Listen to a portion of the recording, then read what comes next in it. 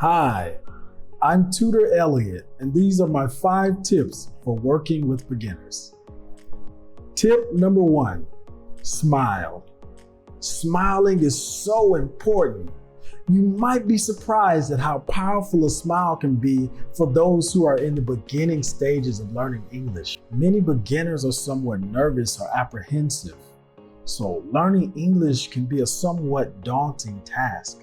They're not sure what the lessons are going to be like, if you, the tutor, will be friendly or not. Smiling helps the student to relax, which in turn creates an environment conducive for learning.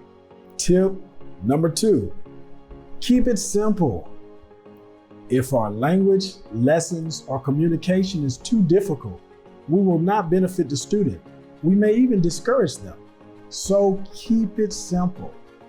We want our speech and our communication to be easily understood, and we want to speak at a pace that corresponds to the learner's level of comprehension. Tip number 3, give lots of practice time. As a tutor, we might be tempted to do a lot of the talking. Now, while this may be necessary initially depending on the student, we want to decrease our talk time and instead give our students the opportunity to have more participation.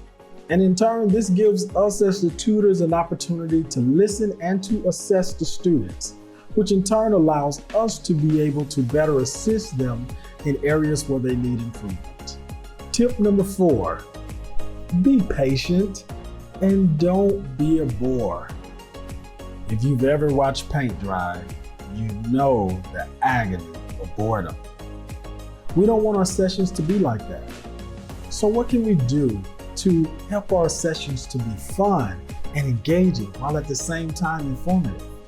Ask questions, play games, have fun with your students, laugh with your students, ask for their opinions and listen to them. Take a personal interest in them. This makes the session really interesting and engaging, and the student will look forward to each and every session with you. Tip number 5, help them to believe.